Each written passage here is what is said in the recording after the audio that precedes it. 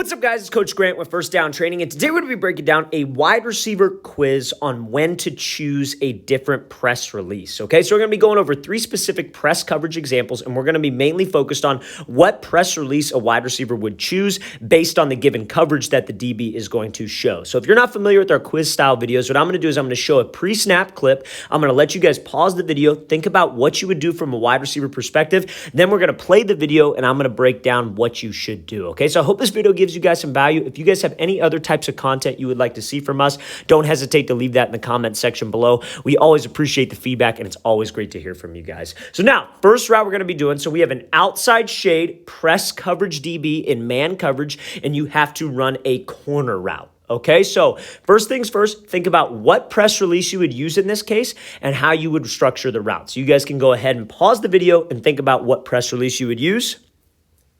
And now we're going to break this thing down, okay? So now, if this DB is outside shade, so many wide receivers struggle with this when they have an outside breaking route. They'll come up to the line, they see the guy's outside shade, and it's like, oh man, what do? I have to go outside. I have to run an out route. I got to run a corner route. I have to run a fade. And you got to understand that it is his entire MO to not let you get an outside release. So if somebody ever tells you, hey, you're running a corner, you got to take an outside release, there might be some cases based on like spacing of a route. Maybe you're trying to clear out something if you're in like a bunch formation or a stack formation, and I get that. But if it's just like true and true, you're the number one receiver and your split is cut down like so, you got to give the quarterback space to fade you. And if you force the outside release, that DB is going to get hands and reroute you to the sideline because that is his goal. He's outside shade because he's expecting the outside route. He's not going to let you get an outside release, and he has safety help to the inside. So what we got to do is we have to threaten his leverage, okay? So he's outside shade. I want to attack his leverage. So if you guys set a wide step release, or if you guys said something like maybe a split release where you bring that foot up here and you kind of freeze, hesitate for a second, hold the DB to the outside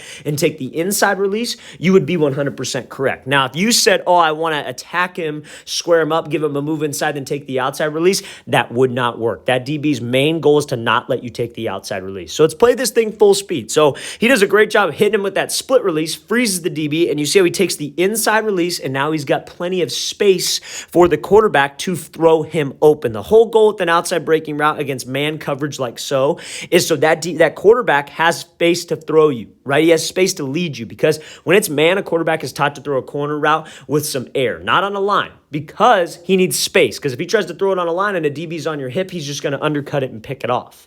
So that's why we take the inside release, and to not screw up the spacing of the play. So make sure, fellas, we do not force, if it's an outside route, we do not force the outside release when it's outside shade press coverage, okay? So make sure we have a plan. So wide step release, split release, maybe attack leverage with like a triple step release, anything that threatens him outside, to take the inside release. And it is super important, fellas, that we are hip to hip and we restack in this situation. Let's play it again full speed. Great job attacking him, working back inside, and then giving that quarterback space to lead him by restacking and not forcing that outside release, okay? So now, we're going to be talking about how you guys would run a fade route in this case, but you cannot do a release where you attack the leverage of the DB, okay? Now, but before we get into this and before you guys pause the video, I want to talk to you about a great opportunity you guys can do this offseason to improve your skills if you're a wide receiver or even a quarterback. Check out that very first link in the description below where we give you a schedule of 8 different off-season QB and wide receiver training camps we are doing this year. We are coming out to Houston, Texas in 2 weeks.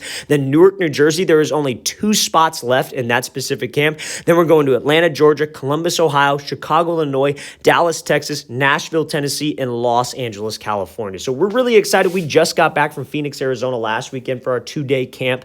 It was a great turnout. We really enjoy having you guys out there. And again, if you guys would like 2 whole days of specific training where spots are limited to only 10 to 12 guys per position group. Reason why we're limiting it is so we can actually coach you guys. That's what everybody says about the last few camps that we've done is, wow, you actually take the time to coach an athlete. We'll stop the drill. We'll stop the play and actually explain to you what you're doing wrong and how to fix it. It's not a camp where we just run you through drills and there's a million kids out there. That's not what we're doing, and that's not how you get better. So if you feel like this is something you'd be interested in, something you'd want to do this offseason to work with myself and the staff of my coaches, check out that very first link in the description below. We would absolutely love to have you out to one of our off-season QB and wide receiver camps. We'll have DBs out there for one-on-ones, half-line concepts, and things of that nature, okay? Let's get back to this video. So now, first things first here. So this route, okay, so we cannot, what release would you choose If you had an inside shade kind of catch technique DB, what does catch technique mean? That means it's like 2 to 3 yards off. What release could you use if you're not allowed? Not allowed. And the reason why I say this is because I want to make it a little more challenging. You're not allowed to attack his leverage and square him up. So go ahead and pause the video, think about what you would do in this case, and then we'll break it down. So go ahead and pause it, and now we'll get into breaking this thing down. So everything when it comes down to route running press releases, you want to make it look the same, right? So the easy way to run a goal line fade right here, I think that's what I said, a goal line fade. An easy way to run a goal line fade is you'd attack his leverage, you'd square him up, give him a fake move inside, and then just race to the sideline. But let's say that's not a release that I have in my arsenal. Let's say it's not a release that I have worked. How can I make my release look the same? It's all about pairing routes together. So like, let's say, for example, you had to run a slant route. If you had this kind of coverage, what would you do? You attack the outside, get him to flip the hips, and then slip back underneath and catch that ball.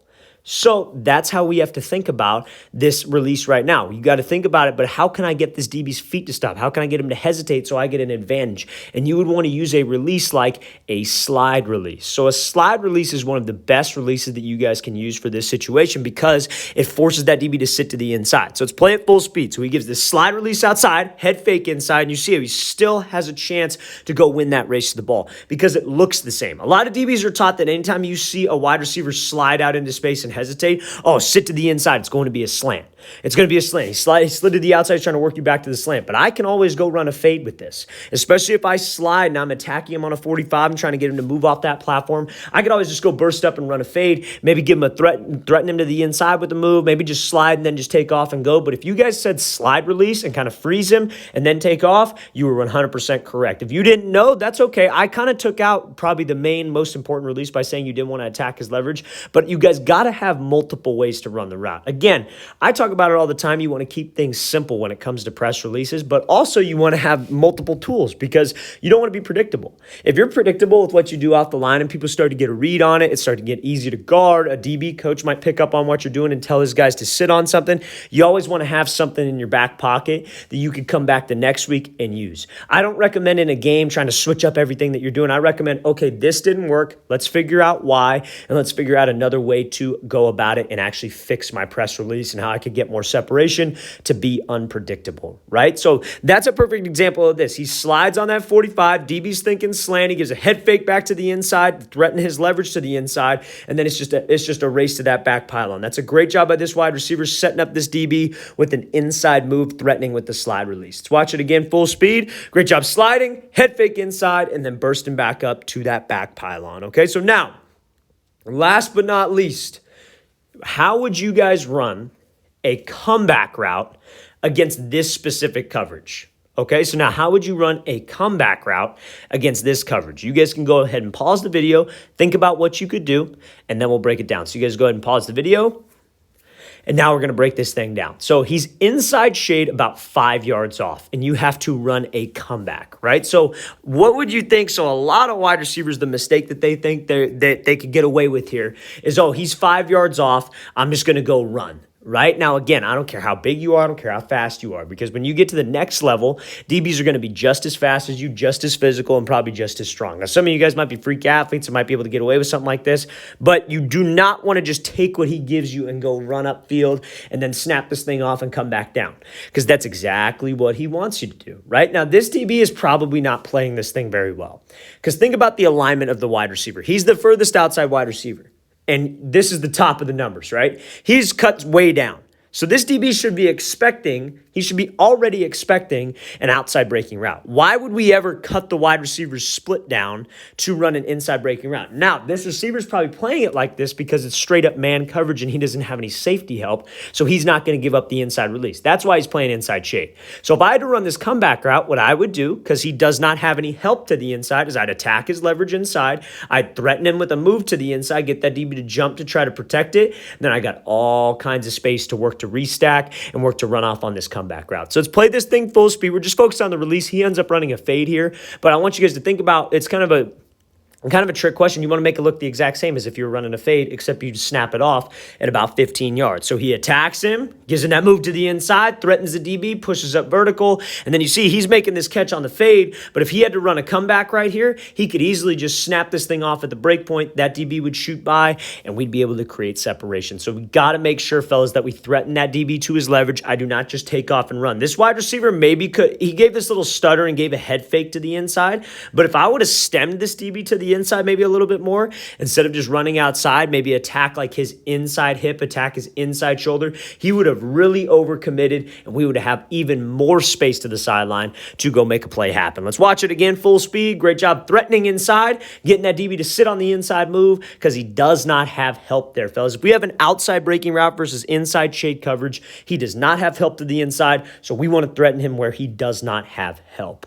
All right, fellas, I hope this video helped you guys out. I hope it taught you a few things about just how to pick a press release, what you guys can do with your press releases, and just how to get more separation off the line. And again, fellas, if you would like to come out to one of our off-season QB or wide receiver training camps, don't hesitate to check out that very first link in the description below. We're coming out to Houston, Newark, Atlanta, Columbus, Chicago, Dallas, Nashville, and Los Angeles. So again, if you guys would like some more information on those camps, how you guys can sign up, check out that very first link in the description below. Always appreciate you guys watching. I'll see you guys next time.